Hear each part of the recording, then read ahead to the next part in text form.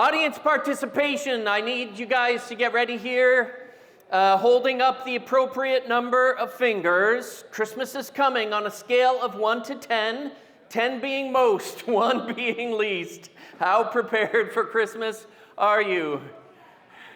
Come on. Is there any, there's a 10 out there?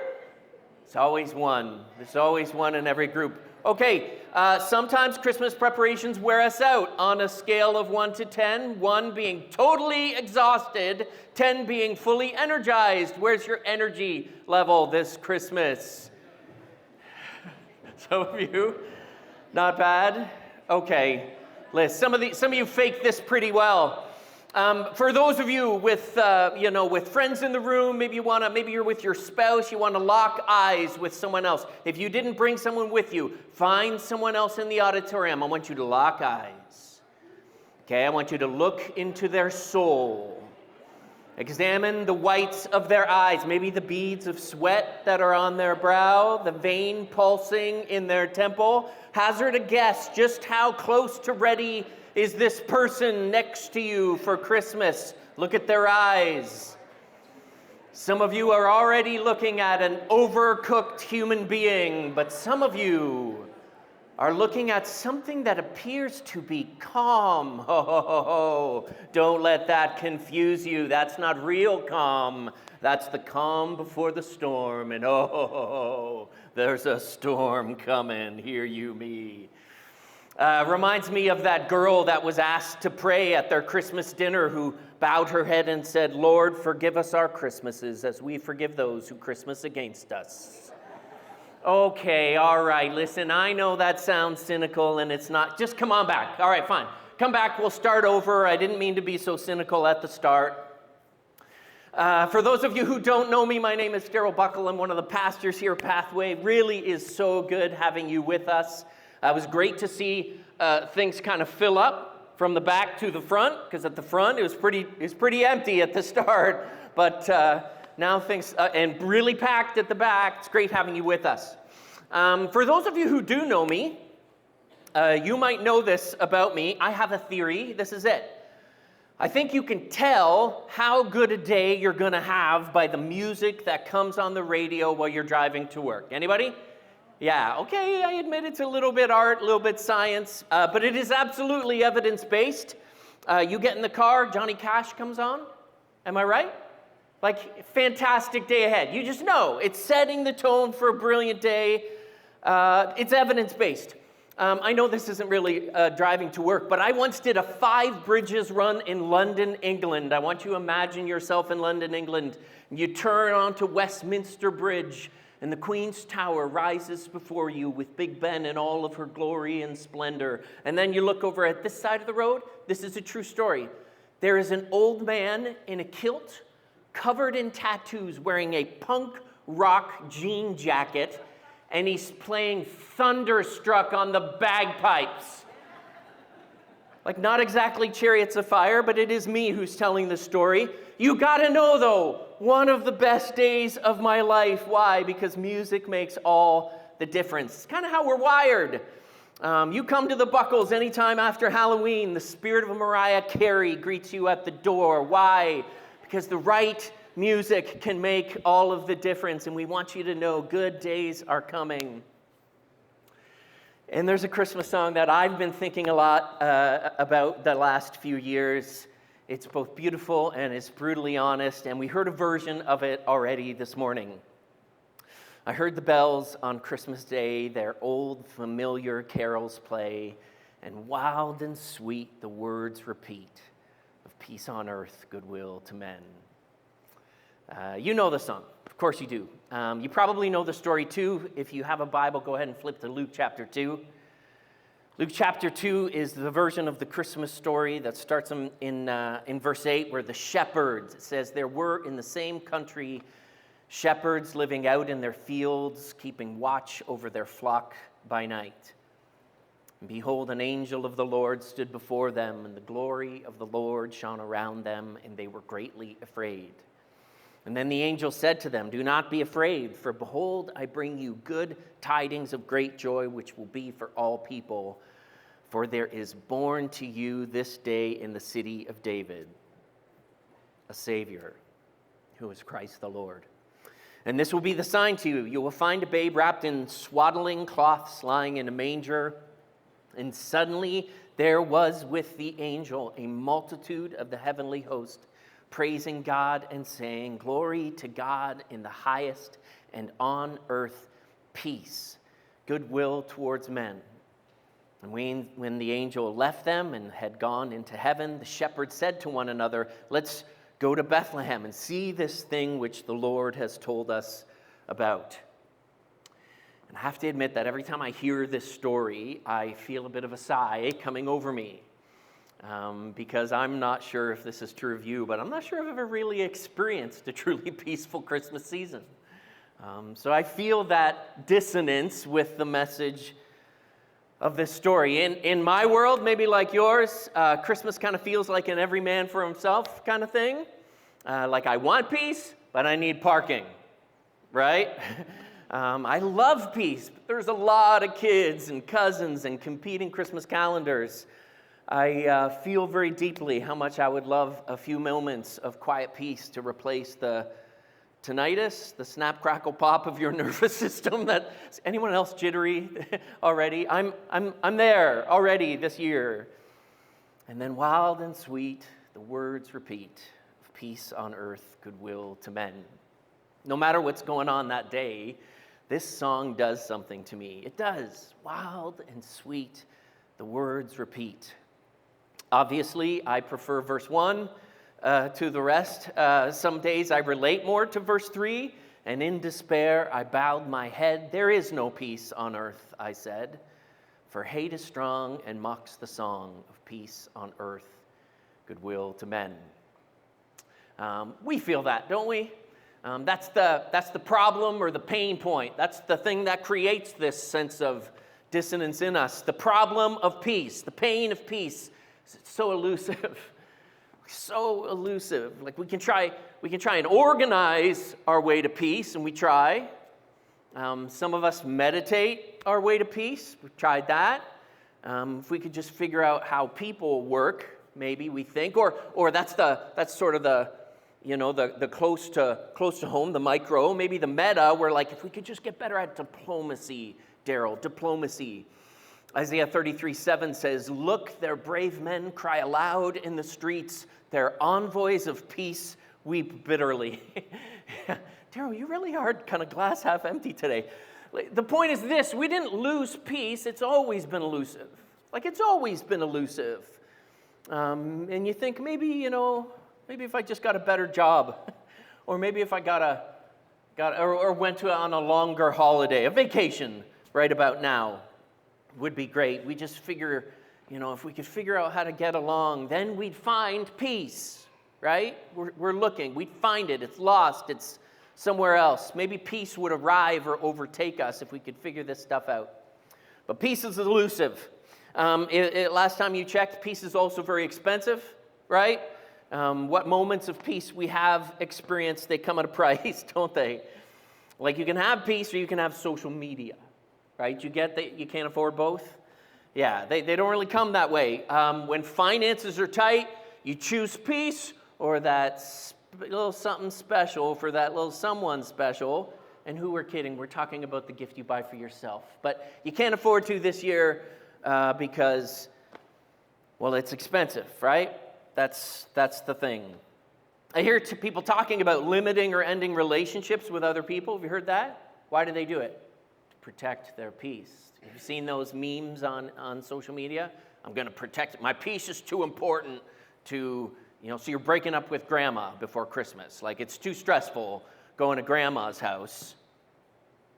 I think this is why I think peace is often misunderstood, right? If you're trying for or buying a version of peace that depends on everything going right or everybody agreeing that everything is going right, well, maybe disappointment's inevitable as you think about your pursuit of peace. But you might be disappointed if you are trying to scrape together that kind of peace. That's not really the peace that was announced at Christ's birth. It's not the kind of peace that Jesus spoke of.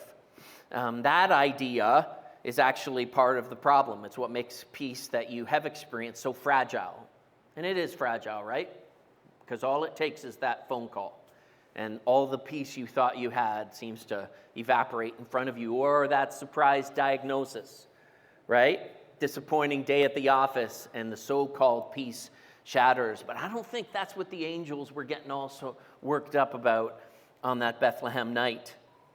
I think the peace that they promised was better. But of course, that's not the peace that most people want. Israel, at the time, wanted a prince of peace. Why would you want a prince of peace? To crush your enemies, of course. That's what they thought. Israel wanted military superiority somehow. Why? So that they could finally overcome or overtake or take down Rome and anyone else who might challenge them. In fact, in the ancient world, the prevailing peace was often just achieved through dominance, right? That's stability through dominance. Pax Romana is what they called it, the peace of Rome, which is really just political and military subjugation of everybody else. Yeah, but you know that coercive peace is actually the opposite of the Christian ideal. You get that, right? That's not the way of Jesus at all. But that's not really the peace that people want. Even Christians, here's another Christian classic. We're not going to sing this. Mine eyes have seen the glory of the coming of the Lord. He is trampling out the vintage where the grapes of wrath are stored. You don't want to sing this with me. I hope not. Listen to this. He hath loosed the fateful lightning of his terrible swift sword. What? Loose the faithful lightning of his terrible swift sword? Who's that talking about? Yeah, it doesn't make sense to me either. Just because something is poetic doesn't make it peace, right? Systems of dominance achieved by threat of violence or abuse of the vulnerable, that's not peace. But what I want you to hear this morning is that peace is out there. Even though I sound so cynical this morning, it's okay to long for peace at Christmas. In fact, it's kind of the point. With Jesus came the promise of something different than the disappointing version that maybe you have experienced or that you have seen as you search for a little bit of peace at Christmas. Yeah, every bit as wild and sweet the words repeat of peace on earth, goodwill to men. Like that's what this human heart longs for, right? A song announcing that good days are coming. So let me name what you already know, and that's that the peace that people look for is a peace that overtakes kind of all areas of our life. Is that true? So obviously we're looking for a peace within, right? Because every night you wake up at 3:30 a.m. because the cortisol cocktail hit your brain again, just like it did last night, and you're awake and you're spinning. Yeah, it happens to everybody, or happens to maybe almost everybody. Or your chest starts to tighten when you check your bank account, especially at Christmas. Yeah, I think most of us long for a calming peace. Is that true? Right? A calming peace that calms our thoughts, that quiets our emotions, the kind of physical sensation brand of peace, peace that overtakes our senses. And why do we long for that? Because it feels like relief.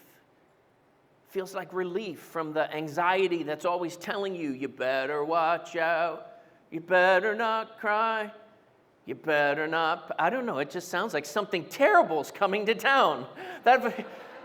Is it just me? I know so many people who are so tired. They're soul tired and they're running on fumes and they're the smiley liars. Or the smile and liars, right? Because you ask them, how you doing? Great. How are you? Inside, they're barely holding on, but they're looking for peace. That's what they're looking for. They're looking for peace, and so am I. Second, we long for peace in your relationships, or if you're taking notes, the peace between us, right? Not just within us, the peace between us. And it's because some people can be hard to get along with. And some days that's you, right? Some days that's you. And you're tired of pretending that all of your relationships are okay. You're tired of pretending that everything's okay. But you know you were created for peace. Nevertheless, You know you were created for peace. That's why you keep looking for people who seem to get you without you having to explain it, right? Or people with whom you don't feel like you have to mask or pretend to be something else. That's because it's hardwired into. We're all looking for peace in relationships. And we can't help but thinking there's got to be a better way to build peace, right? Between us. But we haven't got to figure it out. Then, of course, the last part is, I'm oversimplifying now, is peace in all the other stuff, right? Peace in all the other stuff. Peace in all the circumstances around you, for those taking notes, from the micro to the macro. And it's because even on the micro, that means, in our own home and our own family, life is so chaotic. It's so chaotic. The macro, the news, isn't getting any better. Remember that so-called peace plan that was announced with great triumph in Gaza? That sure didn't last long, did it? Yeah, and the suffering in Sudan continues. Parents and grandparents in the room, are your kids struggling like my kids are struggling? Sometimes? Yeah, my son Shiloh, if you know, this month had a surgery. It was okay, it was expected, but that's tough, right? So it's hard on him. My daughter got hit by a car. Abby, did you know that? She got hit by a car. She's fine. Esther, twice last week, we made her wake up before noon. My kids are struggling. Last week during the snowstorm, this is a true story, some of you know this, I got a screw in my tire. Yeah, during the snowstorm, right? So what do you do when you get a screw in your tire? You grab the jack from the garage and you go out to fix it. I slipped and I fell on my own jack. I don't even know why God created the tailbone. I don't know what it's there for, but it sure didn't help me. And I'm the guy with the mic, so I'm telling you my list. But I know you guys have your own list, don't you? And I know we make light of it, but some of this stuff is hard and it's heavy, right? It's all of the things around us that make life feel more fragile and more uncertain and more unsafe and unstable on your feet if you're me. All of that stuff makes you long for peace. It makes you long for peace, that peace inside, because you're tired and you've been trying to make or manufacture or keep the peace in all of the places in your life with what feels like your own insignificant efforts. Here's what I want you to hear. That longing that we feel, that I'm trying to articulate, the longing we feel in our hearts is actually an idea in the scripture. It's the Hebrew idea, or what I call in the aspiration of shalom. And I know maybe you've heard that word before, shalom. I think so many people who meet Jesus will tell you that they finally experienced for the first time something that felt like an unexplainable peace or shalom. They'll tell you that. Shalom is what life looks like when it's functioning as designed.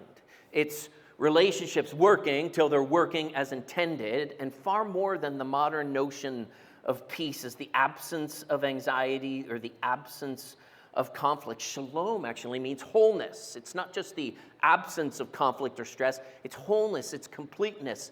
Heard it once said, nothing missing, nothing broken. Boy, that sounds good. Yeah, shalom means holistic human flourishing, which means that all of the things that you're looking for, like well-being or a little bit of tranquility or real security, but more than the minimum effective dose of peace just to make it through, I think it's a life filled with wonder and awe too. Like shalom is a very big concept, and that's why it resonates so much with that hunger inside of us. Shalom isn't intended for some areas of our lives while all the other areas of our lives fall apart. That's not shalom. Shalom feeds flourishing across all parts, across all places, physical, emotional, social, moral. Theologian Walter Brueggemann said shalom is dynamic and relational. I like that. It's a caring, sharing community, he says. In fact, he said the whole organizing principle of peace, of shalom, is neighbors and neighborhood. That's cool, right? Yeah, that means it's no longer every man or woman for themselves, because you actually experience shalom in community. It can only be built when there are others that are part of your life.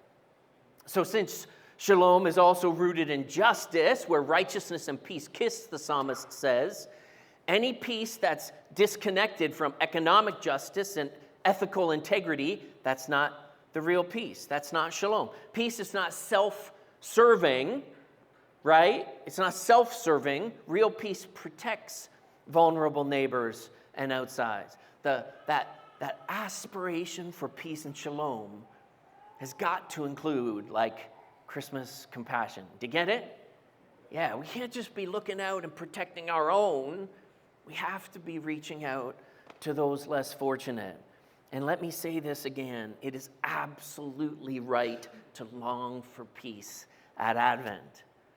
Listen to how wild and sweet this vision becomes when the angels sing of Christ's coming, peace on earth, goodwill to men. And it's not through conquest. It's through care. It's not through domination. It's through dignity. And so I want you to lean into the longing for peace in your own life, in relationships around you, in the world, in the news feed, from the micro to the meta, especially, friends, when the forecast is calling for rain. I want you to hunger for peace. When the storm clouds seem to be gathering in your life or in the news feed, I want you to hunger for peace. Like Judah longed for peace as Assyrian armies mobilized around them when Isaiah prophesied the child to be born to sit on the throne of David, to be for their people a prince of peace. Yeah, like the simple shepherds in a Bethlehem or Judean field must have hungered and longed for peace, for whatever was going on in their life when the angels interrupted their work and announced Jesus' birth with the proclamation of peace on earth. Heaven declared peace had arrived on earth in the form of a baby. I don't want you to misunderstand what I'm saying. I'm not saying Jesus came to make you feel better about the chaos in your life. That's not what I'm saying. I'm saying, though, that he came to bring peace. Yeah, somehow to end human suffering, somehow to bring justice, somehow to restore the things that are broken, the wrong to fail, the right prevail. And that's part of the longing too, isn't it? When you realize that obviously the work of peace that started at Christmas, it's not done, right? It's not done. It has to continue now. And what that means, though, is that your circumstances may not instantly change just because Jesus is in your life, right? That ache that you feel might not go away. You might still feel longing at Christmas, even though Christmas seems so peaceful and romantic or whatever. But friends, I hope you know that he himself is our peace. Yeah, the God who sometimes feels so far off has come near in Jesus, and he hasn't stopped working, and he hasn't stopped moving, and he's constantly working to restore that which is broken. He came with the promise and peace, and like a broken record, but a record where all of your favorite songs still work. When he left, same message, peace I leave with you. My peace I give to you. I do not give to you as the world gives, so do not let your hearts be troubled, and do not be afraid. Yeah, notice what Jesus says. I do not give to you as the world gives. God knows this world needs peace. And it can be tempting, right, to settle for something fake or far less than the peace that Jesus gives. Peace that passes understanding, the peace despite the storms of the circumstances around us. The world gives peace that feels like it comes at a cost and then falls short of the promise. But I think the peace that Jesus gives is a gift, and it surprises you how it touches your life. So how do you access, or how do you get to experience this peace? If you know, Advent is a season, a time of preparation. That's the first one. Advent is an invitation to prepare. How do we prepare? Well, you got to create space in your life. And that means if there's no room or no margin in your schedule, then you haven't started to really prepare yet. You got to make space in your life. You got to make room in your schedule. You got to clear clutter from your heart. And so I thought just, the most painfully obvious thing that you could try, why don't you find 15 minutes this week? 15 minutes? Have you seen into my world? Just 15 minutes, okay? Not for productivity, 15 minutes for silence. When was the last time you sat for 15 minutes in silence? Just quiet. Just to breathe.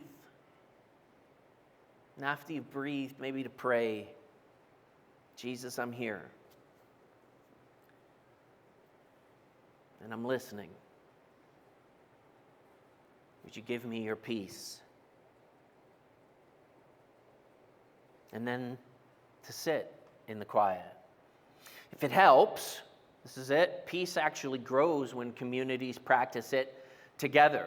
That's right, you can organize a little bit of this with your family or with some friends, right? If you prefer to do it in community, why don't you text somebody and say, hey, I'm trying to experience more of the peace of Christmas. Do you want to do it with me? Do you want to talk about? Do you want to have some accountability or to set up a time where I know that other people are practicing the same thing and we can check in on one another and ask? If that's helpful, do it in community.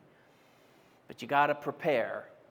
It's first thing. Second, Advent teaches you to wait.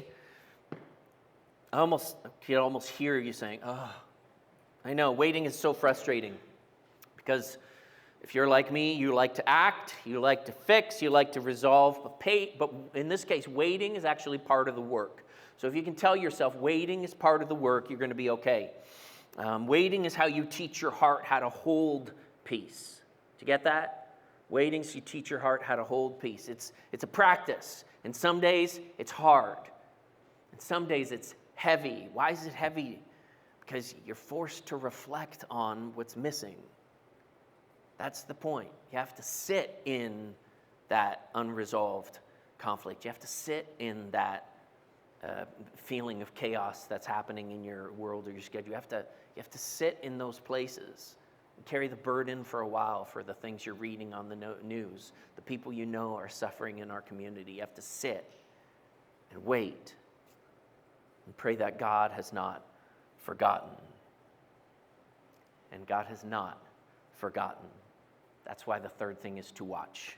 It's to watch. Matthew 24 says, therefore keep watch because you do not know what day your Lord will come.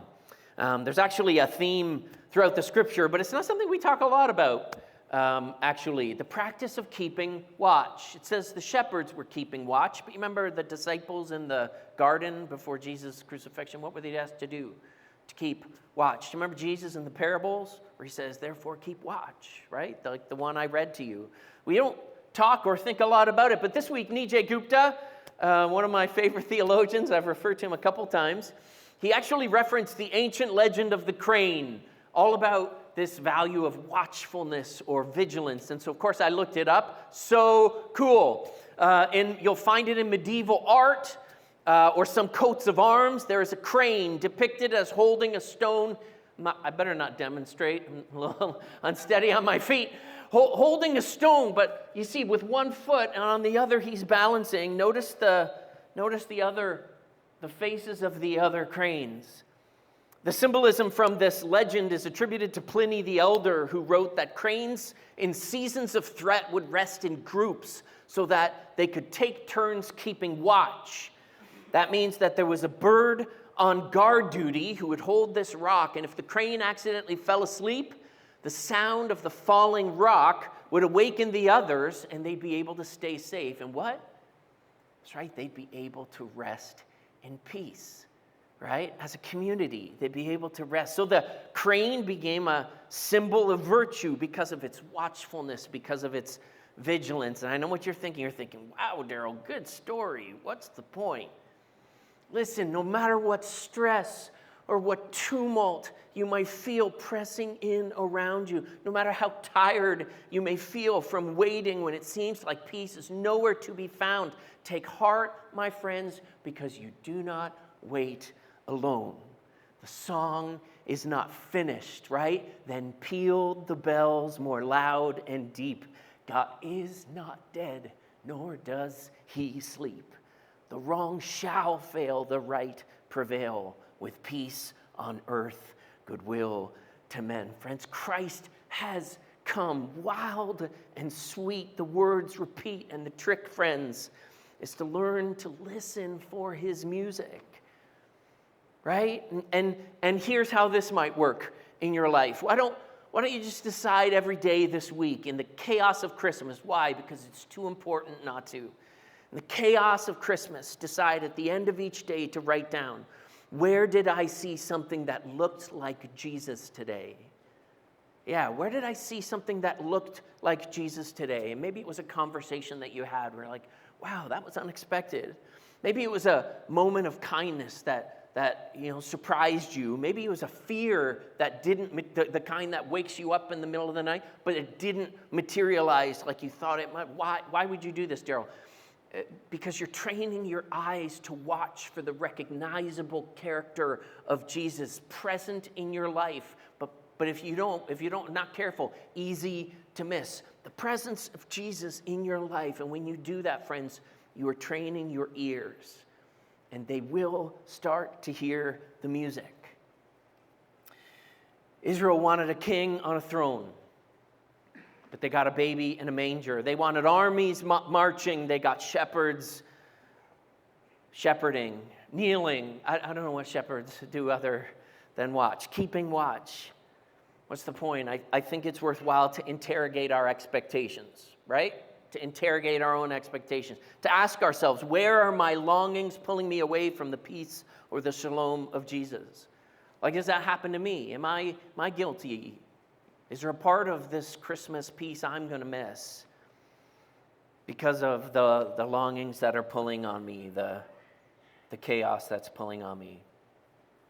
But here's what I want you to hear, if I haven't said it clearly enough.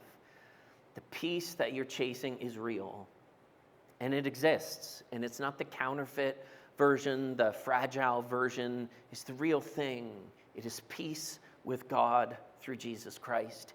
It is the peace of God that genuinely guards your heart and your minds, and it's peace on earth as Jesus. He'll surprise you. He'll surprise you, and he'll restore that relationship. He'll surprise you. He'll heal that heart. He'll surprise you. He'll cause the swords to be beaten into plowshares. He will bring peace. He will restore peace.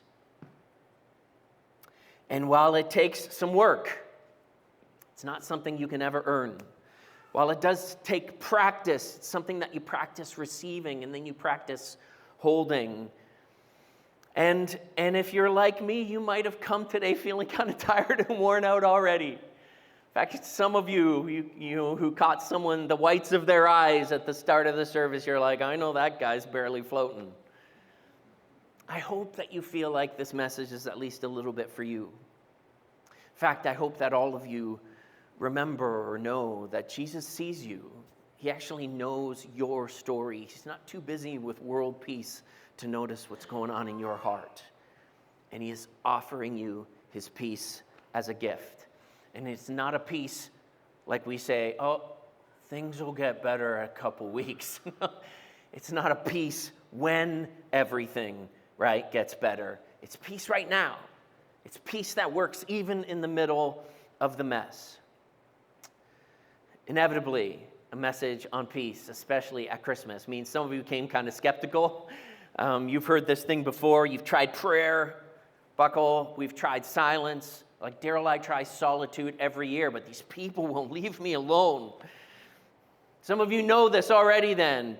The peace Jesus offers isn't like pastor magic dust that gets sprinkled on situation, makes everything hunky-dory again. Peace doesn't instantly make all your problems disappear, but I would still challenge you, friend, to keep getting up, to keep taking a risk, to keep on going until you see for yourself this thing that the Lord has told us about. To see for yourself this promise the angels sang about. To see for yourself the words that Buckle was harping on about. That maybe even at Christmas there's peace. Why? Because Christmas might surprise you.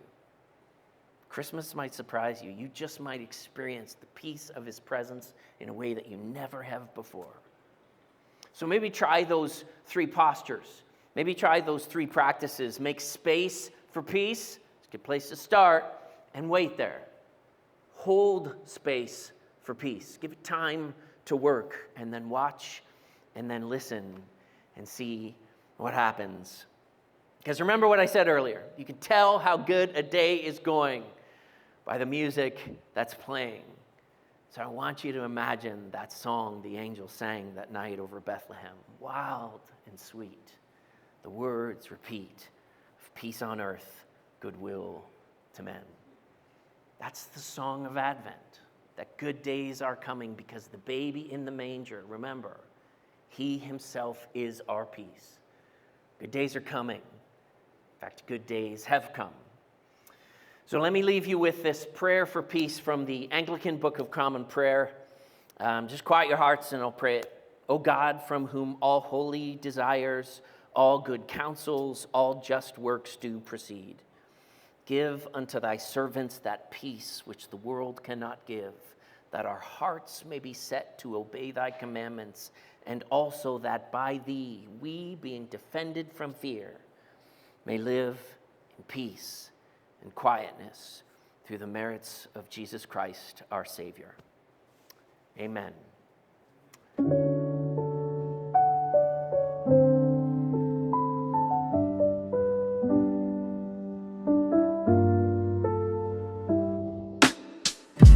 December whispers, frost paints the glass, candles flicker, shadows dancing past.